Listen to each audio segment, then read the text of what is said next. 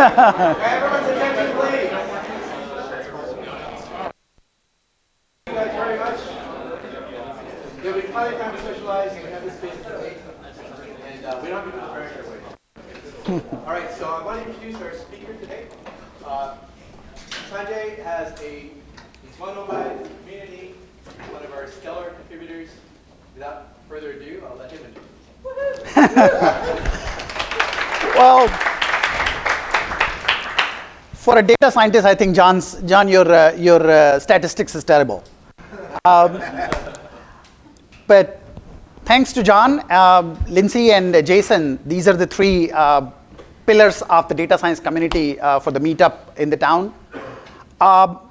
Right at the onset, I want to apologize, John, and if any of you had the impression that we were talking about image classification, sorry, I am not talking about image classification. The impetus for this came exclusively because, as it happens, and most of you, now before I start, how many of you use it as data? Okay, so there are some. Most of us, when we think about the data, we think about data as anything that starts from the spreadsheet. So if you have a data table, that's the data. Well, as it turns out, there is a lot more data, and especially in the modern time, we are generating about as much data. If any of you use social media, you will realize that some of your posting which get the most highlight, the most sharing, are the ones that are images. We consume way many more images, or about as much as plain images as we do as tabulated data. Now, I am not a bona fide data scientist, so that's the second disappointment if some of you would have had. Let's start from there. My job profile does not include data scientists. I'm a data novice. But what I am is, I generate a lot of data, I consume a lot of data as a biomedical scientist. I recently graduated from Vanderbilt, about a year and a half. And as I was progressing, as a scientist, we visualize a lot of data. And so for us, there are opportunities to tell our stories through data. And so for me, the data visualization had become the primary mantra than so much the data science. And as I was going along, Nashville Software School was generous enough to offer me in their first inaugural cohort a position. I did a 9-month boot camp, and then I must have done well enough that I tutored the next, or I TA'd the next class. So this is my introduction to the data science. That's about all the data science I know as a data scientist. So now, as it happens, data science comes in all kind of flavors. And as I just alluded, some of you can see images as data, others don't quite always see it that way. It's a broad, vast field, so you have to then train yourself to learn things that you don't know. So this presentation is actually my personal notebook that I've been gathering, doing things here and there, and trying to teach me how to then venture into this other realm of the data, which is the images. So I apologize to those who are much better Pythonistas than I am, or I would be. If there is something, keep it as an open-ended conversation. If there is something you notice that can be done better, please share with everybody. That will help. That's the whole job of the meetup is. And the second is that my hope and goal is that as I progress, maybe 6 months, 7 months down the line, John just said, we are booked for the next 6 months. So there is no opportunity for you to be disappointed for the next 6 months that I come and talk about something again as trivial. But somewhere down the line, hopefully, I would have learned to the next stage of more fanciful algorithm like Keras and other image recognitions that probably might come handy to me as a learner and to you as an end user. So let's start with that. The first thing that, like I said, and I have already highlighted that today's topic is very introductory. And so I would be using the libraries which are very rudimentary, core Python libraries, which means nothing beyond the NumPy, the matplotlib to process the data or to present it, occasionally Cbarn for display of it. And then some of the libraries that would become then secondarily important within the Python, there are a lot of ways how you can process the data. And I would be using one of the earliest and yet pretty powerful scikit image library.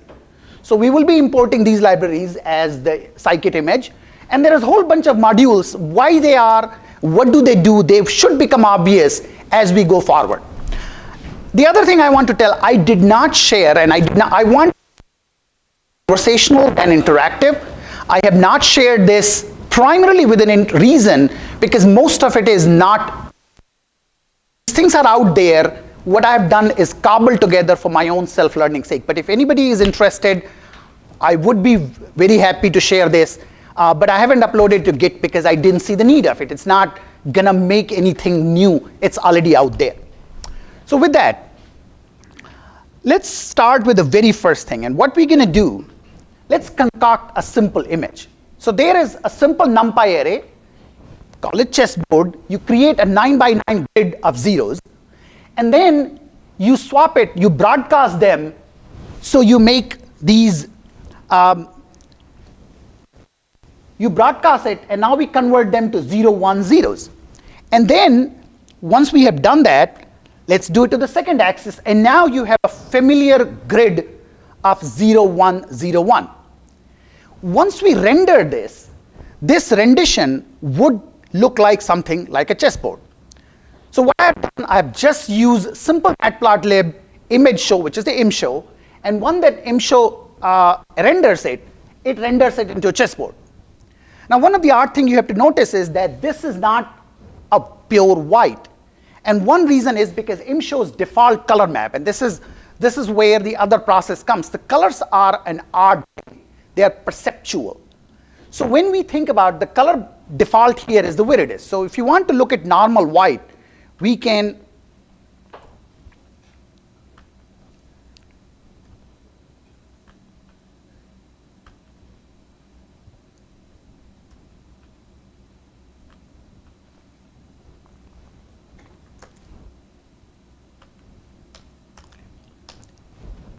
you will see now it looks a lot whiter.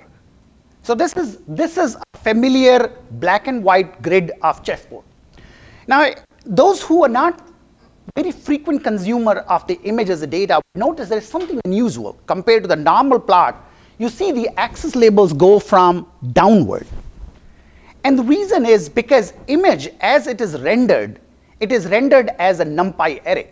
And the array notation differs from the plot notation. So while in the plot notation we go x, y, the images are generated y and x. And that is because in the classical way, when the old structure works, the images were plotted at the memory dump. So you print the first part of the image, and then as you go downward, it goes downward. So one of the things, this has to be paid attention to when you are processing the image, or if you're looking at the image orientation. And especially if you have a lot of images to handle, this might become interesting. Now, if you were to change this, you can change this by a simple, so I just talked about the convention of the image show. If you were to do this, you can get the origin as the lower, which will be normal plotting convention. And if you do that, it will look the normal axis. For something like this symmetrical image, it doesn't matter. But let's talk about an image which is more familiar. So we are going to use a built-in image. Scikit has a lot of, just like any other library, there's a lot of built-in data. And so one of this data, which is pretty useful, we import this camera data from there. And now when we plot it again, you see that this is again plotted as 0 to 100. What happens if we change the axis? If we change this axis to lower, now this image is upward down. Now, like I said, this is just a NumPy array. So you can do all the NumPy array functions that whatever you do, so you can transpose this array and you can reverse the axis. So if we transpose this and we can try all the iterations of this, you will see that by simple transposition and by setting the origin, you can convert the images into all possible outcomes. So these are the simple methods by which if you have the images, you can process them. And if you have a lot of images, let's say that if you were to be curious and if you were trying to do it and you have a massive library of images in your own photograph, these days when you take the images with your cameras, you traditionally take the images sometime and now you have a library and you have 50 images and all of them to be rotated. Python can be pretty powerful, take the entire and convert those into Now, like I said, if you look at that image, the camera file that we had, if you do the type, it comes as a simple ND array, because that's what the underlying image is. And you can, just a normal exploration of what the standard NumPy array is, you can ask for its type, which then comes out to be unsigned integers, 8-bit. The data shape, in this case, this is a 512 by 512, and this is a two-dimensional array. So now, if you notice the original image that we had, it was a black and white image. But of course, majority of images today, they are color images. But so before we go and handle the color, let's ask ourselves a question: what is the color and where does the color come from? There is no natural process of the color.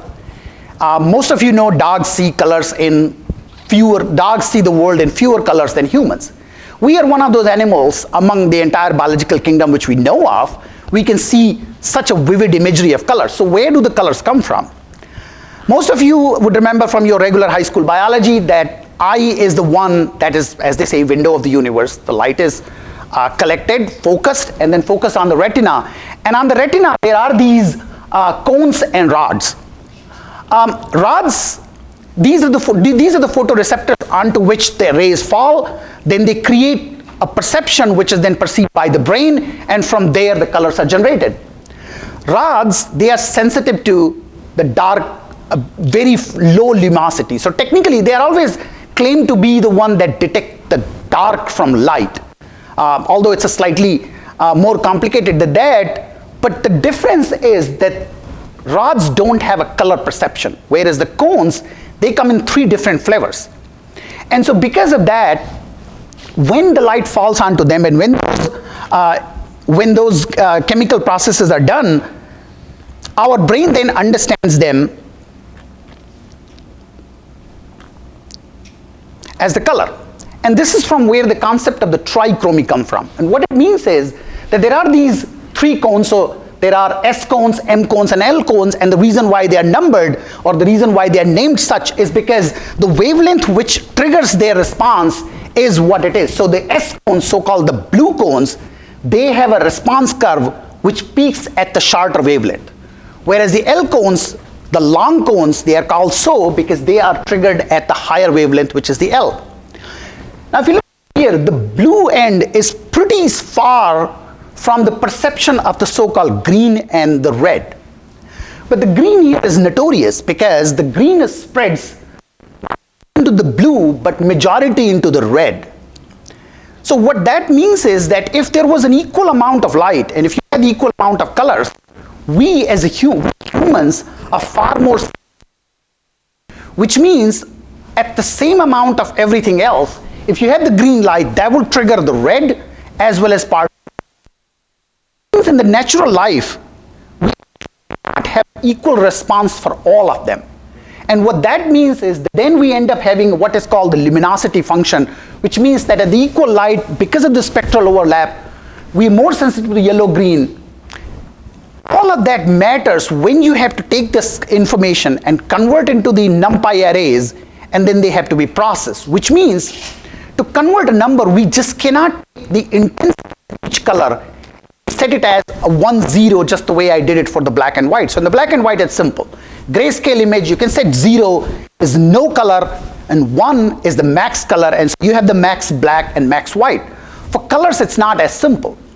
The other thing is that you saw in the old camera image, it was a 2-dimensional array. You have a 512 by 512. But when it comes for the color, now you have to incorporate that color information as the 3rd dimension. So basically, a color image is a 3-dimensional information, it's a 3-dimensional array. And the 3rd array then has to be normalized because the only numbers we have is the numbers which go from one value to the other value. We generally don't like decimal values to be operated here because the floats are not very efficient when you process the information. So now, all of that has to be normalized. So how do we normalize that? There have been multiple attempts done over the years, but one of the earliest and probably most efficient was the one that was done by the International Commission of Illumination as far back as 1913. And what they did is that they actually gathered volunteer observers. And those observers then were made to tell the color intensity at the same intensity. So you have the same intensity of that, and from there, and I would not go to the detail, but I would highly recommend you to read, because it's so interesting how something as simple as complicated as biology then gets converted into mathematical notation. From there, they assign a YXZ system, where Y is a metric which measures all of them. So basically, it normalizes them all at the same lumosity. And then X and Z are then the other spread for the three color functions. So let's say we want to, from these functions, if we want to get the understanding of what, say, a wavelength of 610 nanometer would mean. So what that does is that the 610 nanometer is then takes these lambda functions and they convert into the G value and the B value and the R value, because 610 is the red, right? And from there you get a number system which then creates what is now called a color space. And it's those color spaces then define what the colors are. Now, why am I talking about all of that? What is the whole point of talking about the color space when we already have a preset image? Well, the way we process the color these days, there are two fundamentally different methods of color system. One is what is called the additive color system, and the other is what is called the subtractive color system. And while we deal with them somewhat interchangeably, they are not actually as interchangeable as we think. Because the difference is that in the additive space, what we are doing is we are mixing them to create a color. So when you mix all of them in equal amount, then what we get is a black at the end. Whereas in the subtractive process, the whole thing is black, and we are subtracting something from that. So the CMYK system, which incidentally not is a three color system, but it's a set of 4 different dyes, the cyan, magenta, Y, and I think it's K is black. K is black, right? Yeah, because it's coming out of the black. That's what is used for the printing system. Whereas the RGB is what is used for all kind of displays. So the modern LCD displays, they have 3 LCDs, they have 3 LEDs, and from there you get the color. And this becomes important for anybody who deals with the colors. When you render them on the screen, they look sometimes different.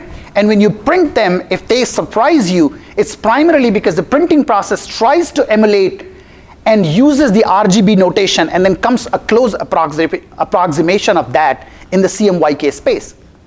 But this is where the color space becomes important, and it is fundamental to how the grids are laid out. It's a fundamental to how the process will be then followed when we do the mathematical modification of these.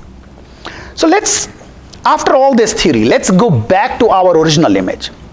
This is where the surprise comes. You saw the original image, and it is a black and white image, because we can take the shape of the file, and we already saw that this was a 512 by 512. But because the color space here is by default is a Viridis color space, this doesn't look like a gray to you. So if you're not paying attention to what the color space is, then you will end up having this image as. So let's see what happens if we render it back as.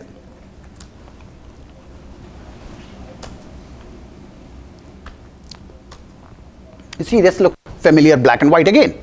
And this is where those color spaces are important. But now before we go, I want to bring back the old Python analogies. Most of the modules that you are familiar with, they would work with the image importation. So you can get the image directly from URL. You can load the image directly from using the OS system. So this is some of the examples. But this is a color image. This is, as you can see, the colors are laid out. If you look at the camera data, it just looks like a normal grid of arrays. Whereas if you look at the logo, you see the difference that the camera was a 512 by 512 image, which is a good reminder that this is a grayscale image. Whereas the logo that I imported has the third dimension, and that third dimension refers to it's a color space, which is the RGB color space. one of the questions that I was asked by somebody, and I didn't know about it, and I think that I don't know how many of you who works with images, what's with this 256 or 255? And the reason why 255 is because we have them into a binary notation by 8-bit. And because Python is a zero index system, the maximum number that you get is to 2 raised to the power 8 minus the 1 taken for the beginning. So what you have is the total number is 255. So in that space now, you have the 0 as the black and 255 as the white. And going back to the color scheme, when you add the third one, you have to deal with these numbers into 8-bit image. Now, of course, the modern computers and the modern processor can code them for 16-bit too, and you have then a much bigger color space, and so you can have wider array of the colors. But we will stick to 8-bit, and most of you will find that converting the images from 16-bit to 8-bit actually makes the processing far more easier, and you don't lose as much information. So now, remember we generated the checkerboard or the chessboard pattern in the past. Now we can generate similarly a simple image with a color. So what do we have here is that we have a 5 times 2 times 3. Remember, this is the RGB. If we're generating an RGB image, we have to have a third dimension. So we have a 5 times 2 times 3 grid generated, and then we broadcast them just the way we said before.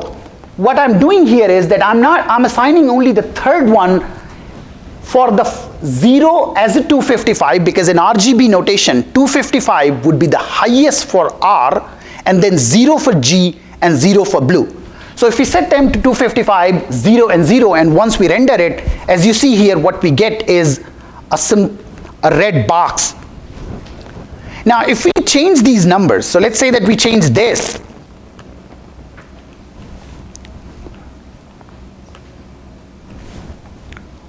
what do you think we will have?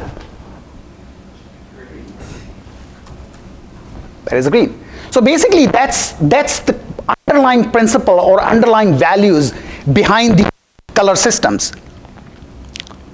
So the next one is, because we already had the red and green, let's have yellow. This gets a yellow image. Now you might ask, what is the whole point of doing? Because in the world full of fanciful, much better and clearer data processing, why are we interested in these simple tools? Well, I'll come back to this. Let's move on to,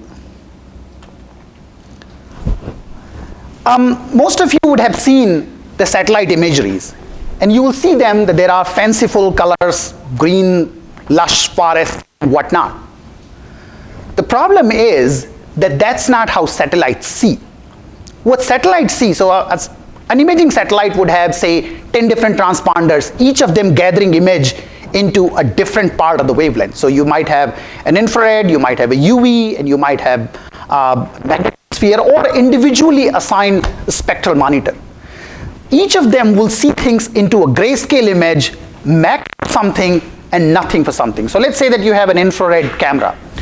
If any of you have seen an infrared image, one of those dark light images, or if any of you have been in the army, you might have seen what you see there is a dark green versus black. What is happening is that you have only one image end. You have a max for something and your minimum of something. And so that's how the satellites see. The problem is that if you had an IR image, because we are so familiar with seeing the world into vivid colors, this is an image here taken of the Yellowstone National Park in an infrared system.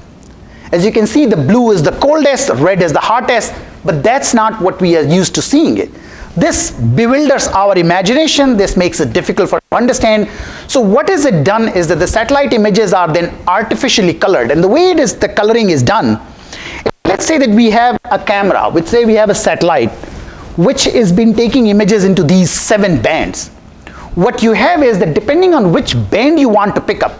So let's say that you want to look up right now Australia is burning, you want to see how hot the ground is, you will take one of the IR plane. Similarly, you might have some other information you want to see, a specific camera which has been focused to measure the green coverage, so there would be a band which will be specifically for the green wave, green part of the spectrum. You just pull whichever you want. Each of that grayscale image that you have, you can assign it to whatever channel you want. So you have an R, you have a G, and you have a B channel. And once you merge them back, what you get is a familiar color that we know. So every time you see a weather map image, it's basically generated out of those artificial colors. And we can do these color manipulations on our own. So let's play with some of those color manipulations. So I can try the original checkerboard or the chessboard pattern that we had of the 0-1 grayscale, simple grayscale image. Remember, we had the grayscale. One of the simplest way we can do is that we can just add the third dimension. We can stack it, and after stacking it, we can assign it to whatever color. So if we had that black image and we wanted to convert into a red channel base or R channel base image, this would be a simple way. Now, of course, most of you would be screaming, well, we artificially added a color. The problem is that a lot of the modern image recognition systems, OpenCV particularly is notorious for that, they expect your images to be colored. And actually you have to drop the colors in certain situation, or in some situation you have to add color. So some of these manipulations, while they're artificial, they are actually required for you to be done when you are converting, because the convoluted networks require them to have that third space, or you require them to have. So similarly, you can have another one where you can resize that, and once we've gotten that, by the same logic, we can add the third dimension. And when we have it now, we don't have the same amount of channel saturation. But this image, although it does look black and white, in reality, this is actually a three-dimensional image. So this has the RGB information. Now, let's go back to that satellite image and what we can do with these simple color systems and how we can analyze it. So here is one image. This is one of the satellite images. And you can see that this is a terrain, a familiar looking terrain. Oftentimes in these terrains or in these satellite images, each channel has a valuable information. So in this system, the red pixels are the altitude, the blue is the aspect, and the green pixel is the slope. Now if you had one of these images like this, and you were to find out the contours, or if you wanted to find a specific place in this image which is above an X altitude, you can do these simple Python modifications, simple Python NumPy array modifications, and from there you can actually extract the information. So let's do this. So we have the first one. This is our original image. We read it back, and then we can mask it. So we are trying to find out every pixel which is above a certain value. So let's say that 180. Now, at this point, looking at this image, we may not know what the intensity of the pixel mean in terms of, because there's no direct correlation that this pixel 180 would translate into, say, 180 mile or 180 meters. That you will have to go look it into the color table, look it into the lookup table. But the point is that once we know a standard notational system, what that intensity has been maximum assigned to, from there we can create these masking, and so we can just find out every value which is less than 180. And once we create these masks, so we just created these masks, and then actually we'll have to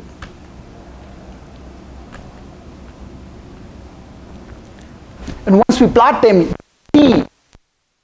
we have extracted the certain areas. So the red, as I said, is the altitude. So you have altitude, you have the aspects, and you can then combine them back, and from there you can create an image that gives you a certain information from what was available.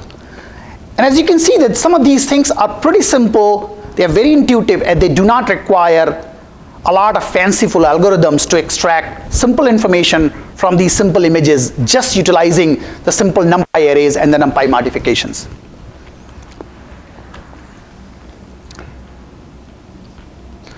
Unfortunately, these presentations never work the way they are supposed to. So the resolution, at least I have never been able to figure it out.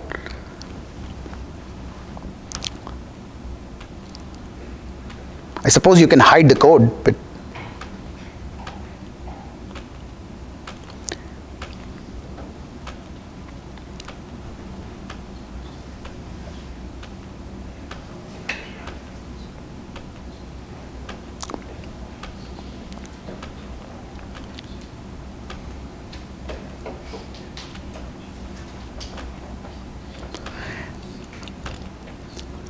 Now, as I told that I am a biologist, so of course, my primary interest would be into the biological images, which means that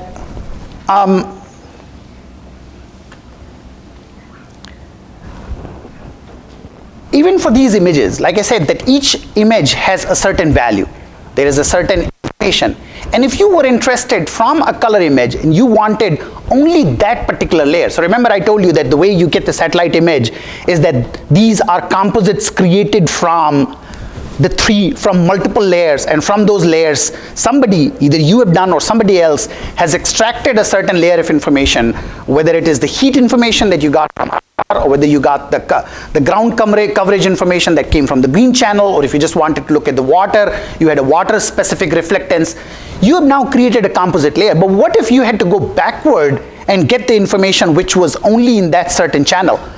Remember, an RGB image is nothing but a multidimensional, three-dimensional ND array. So if you know what it is, you can extract your required layer from there, and then you can convert that, and then you can just utilize that one layer. So in that case, the original terrain image, which was three-color information, we have extracted each different layer, and we have brought the R layer, the G layer, and the B layer or the blue layer by simply splitting these, broadcasting and simply extracting each of that, the part of the NumPy array.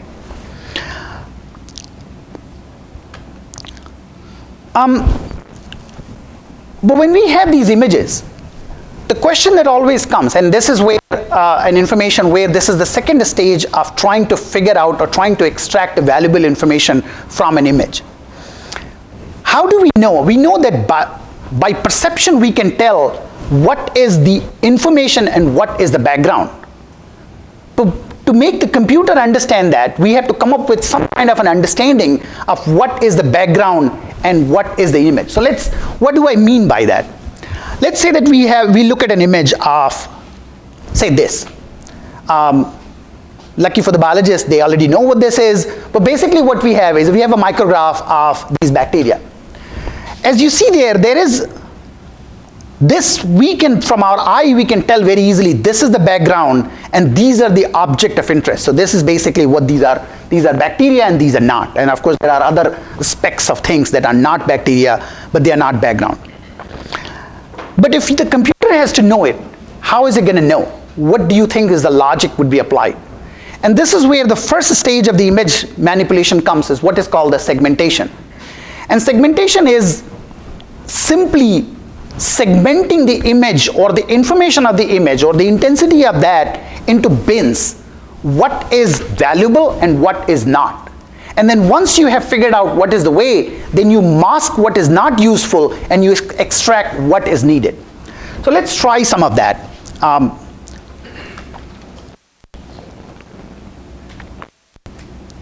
So here is the same information. Going back to it, because it's an array, we can plot a simple matplotlib, using matplotlib, a simple histogram. And once we plot it, you can see here that there is a big peak and then there is a small peak. Now you would think that naively, in this image, the bacteria would be, or the information is centered on this big sharp peak. But actually you'd be wrong. Remember, this is a 0-1 graded scale. So if it's a 0-1 graded scale, all the dark spots are into that big peak.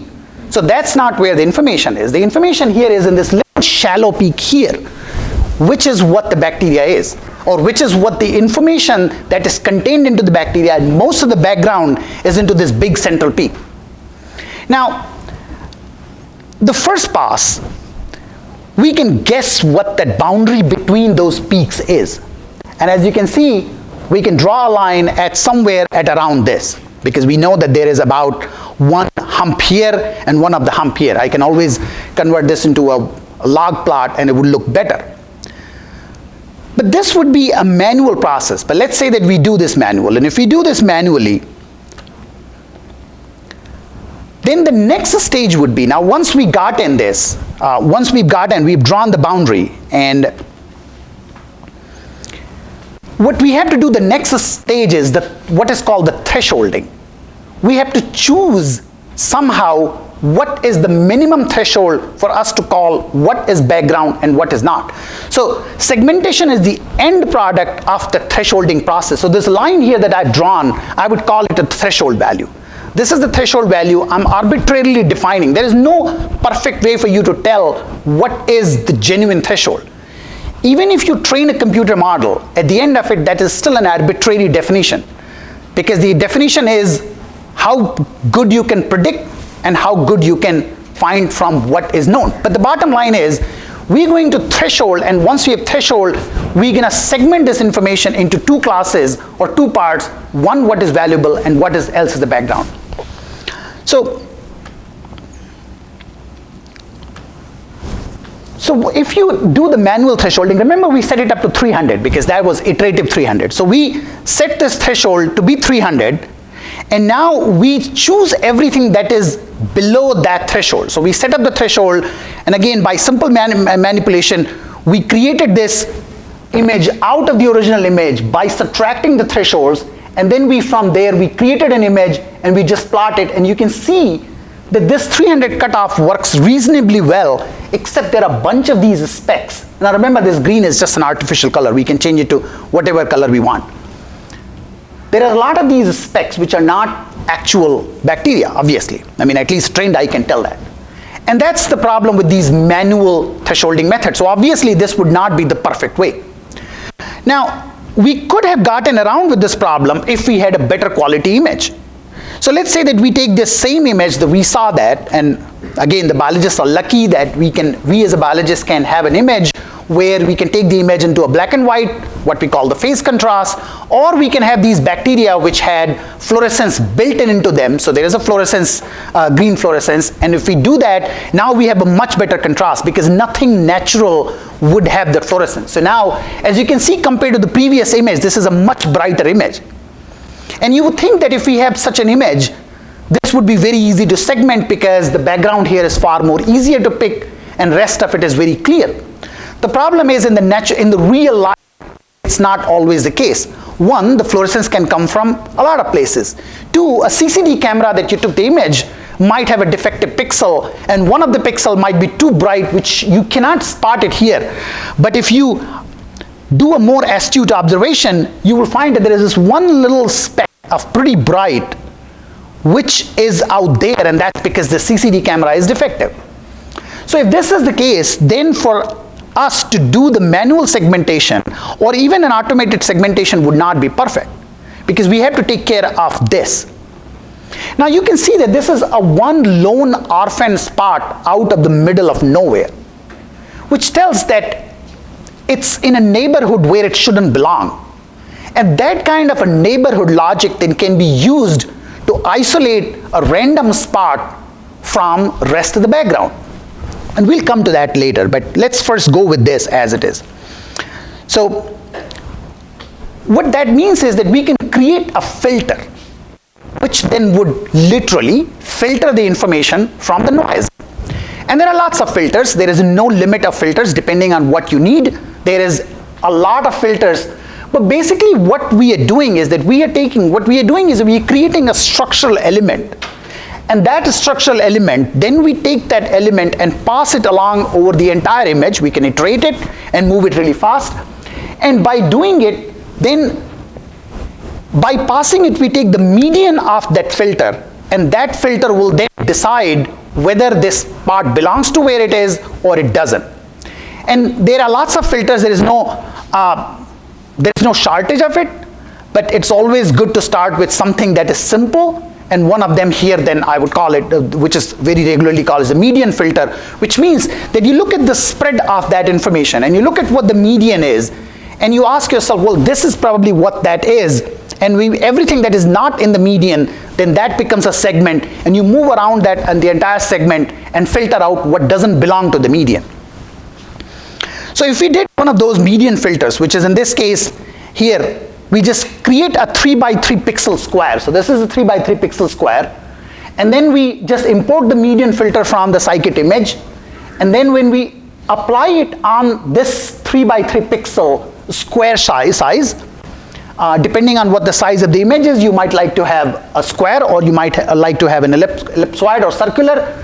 Once you do that, when you filter that, so basically when you defaulted that information, you can see that now this graph looks a lot more smoother, and from here we can see that in that fluorescent image, the threshold can be set to somewhere at 140. Remember, we are still doing it manually. We haven't still got to an automated process, but now if we choose this to be 140, if we apply this filter, and if you can see that compared to the original, now this filtered image looks much better. So of course, if you have an option, start with a better image. But even with the better image, as you notice that some kind of a sanity check would be required or would be useful for you to see whether your filtration and your segmentation is doing a good enough a job of isolating the information from the background.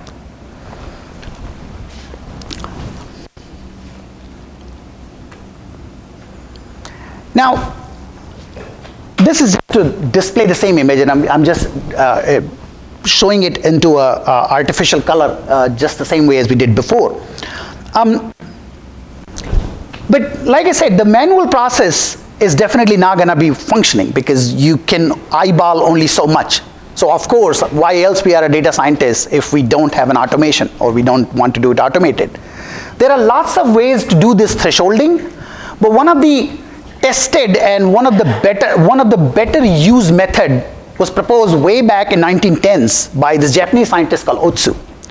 And it's a pretty simple method, but pretty powerful in the sense, so whenever you're trying to do this, that should be your first choice, if not the only choice.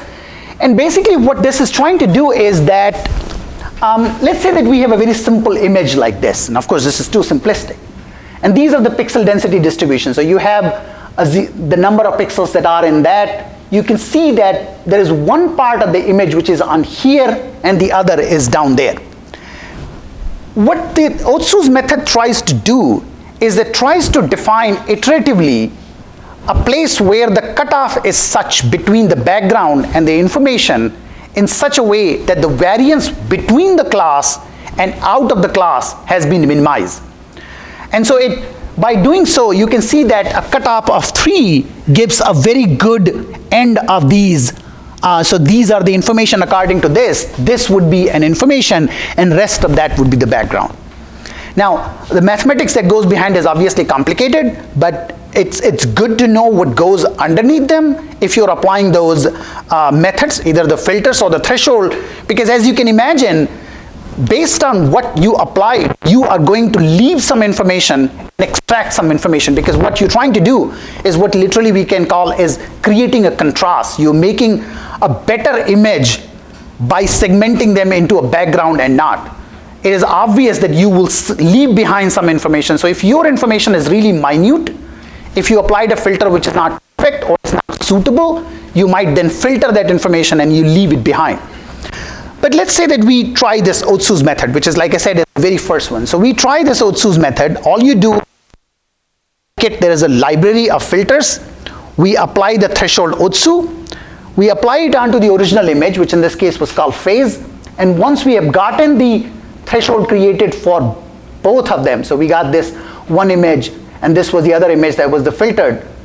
And then when we do it, as you see here by looking at the result, so this was what we had done for the original image, which was the black and white with a lot of noise.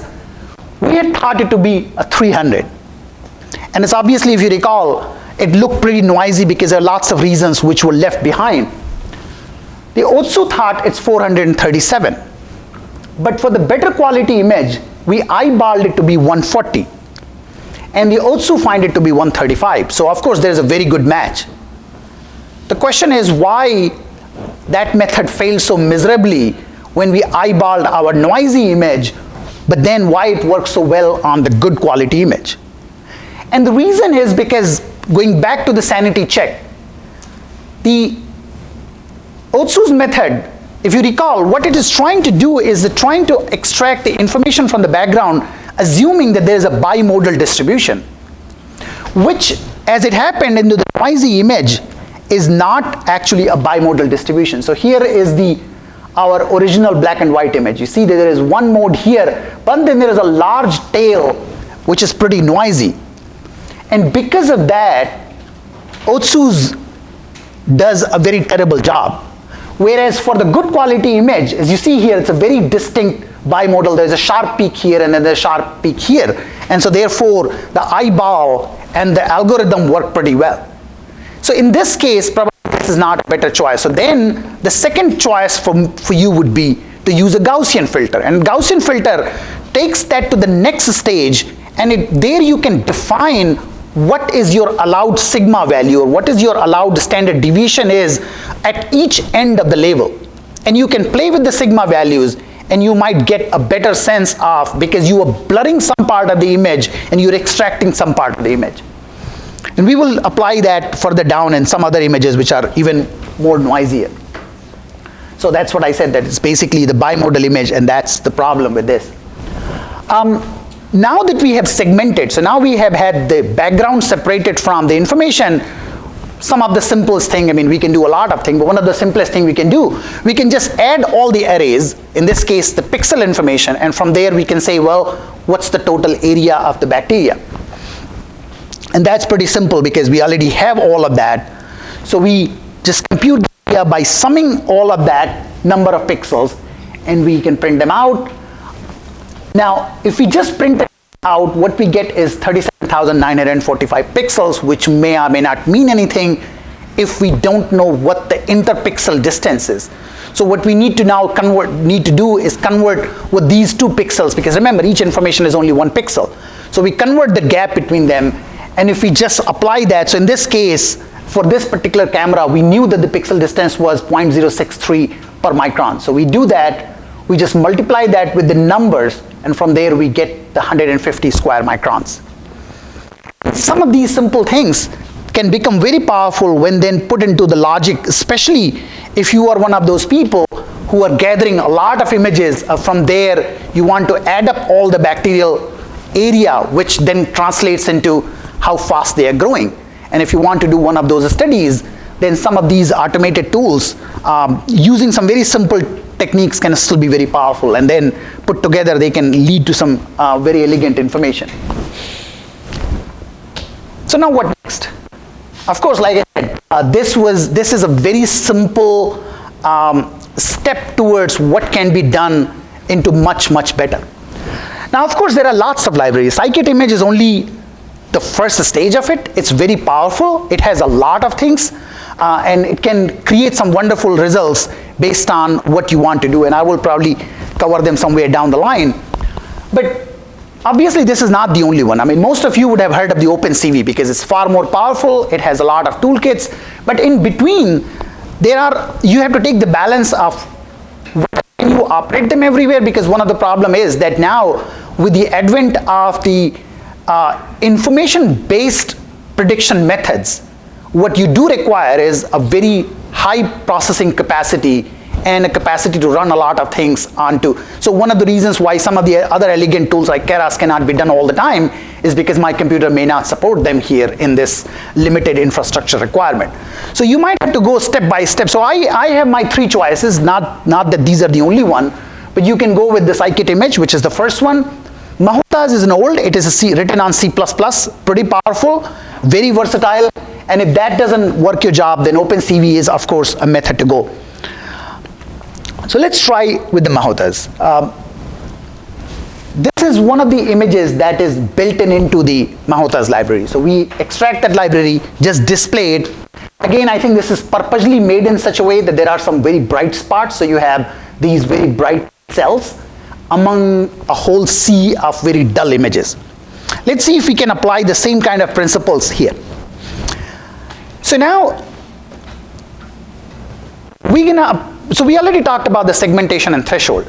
The third stage that we have to talk, and I alluded a little bit of it, is the filtering. Filtering, just to remind again, is basically taking the information and from there trying to extract what is in the neighborhood of that information is. And there are lots of ways by which you can filter it. The simplest ones are always the best ones. You can have a linear filtering, which going with the order of complexity, you have the mean, median, or the gradient. Or you have the nonlinear, where you can rank them. or you can have the Gaussian, which is always the best choice, but definitely not always the perfect choice, in the sense that it is valuable, but the problem is that you might lose a lot of information if you went straight to the Gaussian distribution. So we will apply a Gaussian filter on that image. And as you can see, in a single step, we don't have to guess it, we don't have to do anything. In a single stage, it does a pretty good job of thresholding and converting the black from the white. So the background and the actual information has now been filtered. And once we have that, we can do something as simple as counting. So we can just apply a label on this, and we found 42 nuclei. But if you compare it from the original, if you see that the problem here is that actually there are lots of these spots which are actually blobs, which we cannot filter at this point. We can't say for sure, applying these simple tools, we can't say if this is a 1 or this is multiple. So of course we need to do something more than that. So, and these are just the labels applied on them. So you can see that here it thinks that this is all 1 and this is all 1, which is not. Obviously that's incorrect. So how we separate them? One of the simple way to separation would be based upon a common sense. So one of the common sense is that, well, we know what the sizes are. Of course there is a size range. So we can just look at these sizes, and you can see that there is a big range of sizes, and you can distribute it, and you can see from the distribution that there is a pretty odd distribution. You have this massive size here, and then you have a range of sizes here and a range of sizes here. So we can apply those size filters, and based on those size filters, then we can filter it out. So the ones that are really big, we can call them blobs. And if we separate those blobs, we just apply these filters. Now as you see that those blobs are gone, and now if we count them, we can remove the ones. So if you go back here, there are certain ones where the boundaries are touching. So we can remove these boundary touching. So we modify the boundaries. And once we remove these boundaries, if you apply the count, there are 24 nuclei left, which is what your eyes will see. So the point is, a lot of these simple libraries can still give you some elegant outputs. These are not the kind of outputs that, say, the Chinese government would be using to identify faces, but they are still very useful for, I would highly encourage that play with them, play with the images just the same way as you do with a lot of other data, and by applying simple principles, simple transformations, and extracting the information simply, this can actually be a very fruitful adventure, simply because the data science, as it is growing, it is also growing to a direction which generally doesn't get talked about as much, that not all information is into the data arrays or into the spreadsheets or into, and image recognition, while it is exciting, it starts with the simpler processes which are based upon very simple tools that have been around for the last infinite years. So I think at this point we should stop. Have any questions, we can talk about it. If I have the, yeah, please. Sorry, one question. When you're talking about the satellite imagery, the sort of figure you presented, it sort of suggested that it is possible to encode more than 3 layers of information into a single RGB image. No. If I did say that, if I alluded that, that's not correct. You collect a lot of information, but each layer is a single layer of 2-dimensional information. So each channel would collect them as if it's a grayscale image. Let's say that the Landsat satellite has 8 different bands. So it collects, each band collects one grayscale image. But you can extract whatever information, whatever layer you want, and from there you can, the simplest way would be that you take 3 of them and you create a composite RGB, which is a false color. You could take the 4th layer and you can make, say, a 3-dimensional XYZ plane information. But I think anything more than that will then be difficult for you to process it, because the standard RGB system encodes only 3 layers of information. So If you had the fourth layer at the most, you will have to encode it on a separate dimension. Does it make sense? Yeah, sorry. So maybe we can take this conversation afterwards. Yeah. But if there are any other questions, please come up. Let's talk to Sanjay. He's obviously an expert in this matter. So I can only tell cats and dogs. I want to thank you, Sanjay, very much for the conversation, for the Thank you, John. discussion. And please let's thank our speaker.